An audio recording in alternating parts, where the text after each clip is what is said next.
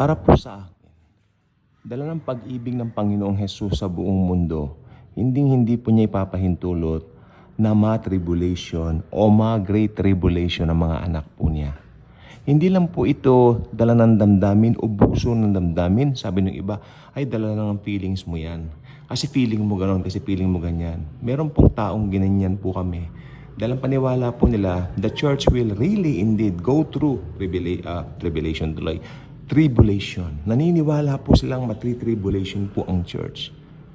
Sabi ko, it's not about the feeling. It's all about the Word of God itself. The Word of God clearly states, ang mga anak niya ay mararapture.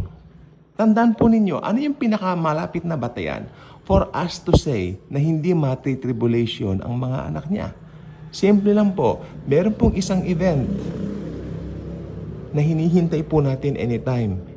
That event is the rapture. Ang tandaan po ninyo, the Antichrist will not arrive until ma-remove ang restrainer. And who is the restrainer? Sabi ng iba, what is the restrainer? Pero ang tanong, who are the restrainers? The church, the believers. Kaya while we are here, hindi po lalabas ang Antikristo. Because nandito pa tayo sa mundo. So ang totoo po niyan, pag na-remove na po tayo, pag na-rapture na tayo, doon lalabas ang Antikristo. At alam naman natin ang senyales, paglabas ng Antikristo, ito na po ang tribulation at great tribulation. So, yan po ang pinakamatibay na batayan natin para sabihin na ang church ay hindi mag-undergo ng tribulation. At marami pa pong batayan sa Biblia. Marami pa pong batayan. Ito pa pong isang batayan. Sige, ibigay natin. For we will not suffer wrath. Ayan ang sabi niya. For we will not suffer wrath. Sa Tagalog, hindi tayo daranas ng puot ng Diyos. Unang-una, dahil pinatawad na lahat ng kasalanan natin. Okay? Check yon. Pero ang context kasi nito, yung puot ng Diyos na isasabog sa mundo pagdating ng tribulation, tsaka great tribulation, hindi na po tayo sasapit doon dahil po aalisin na po tayo dito.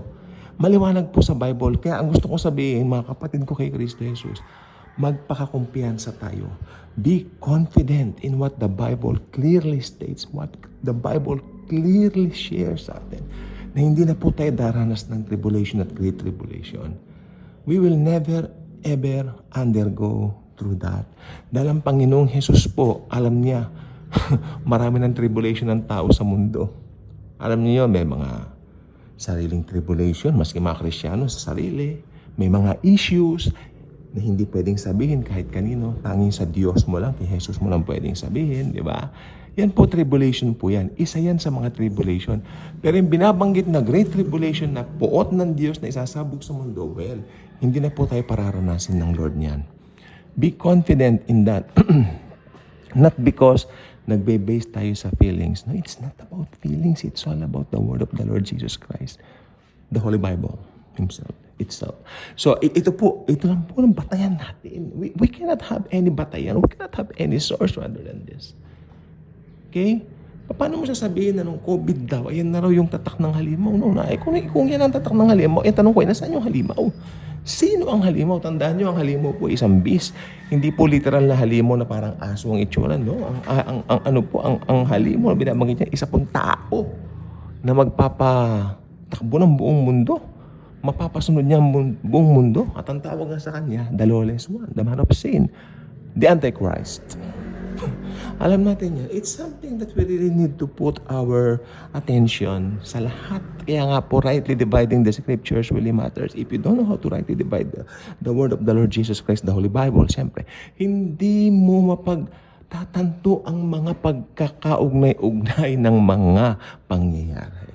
Dahil ang rightly dividing the scriptures is a very powerful tool for us na maintindihan natin ang pagkakasunod-sunod ng Bible, kung paano sinabi, yung konteksto, context is king, sabi nga ni Pastor Joseph Friends. So ito po ay buong katotohanan na anytime magra-rapture na po.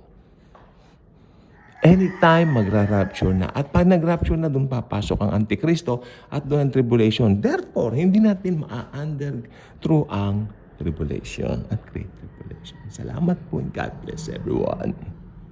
Thank you.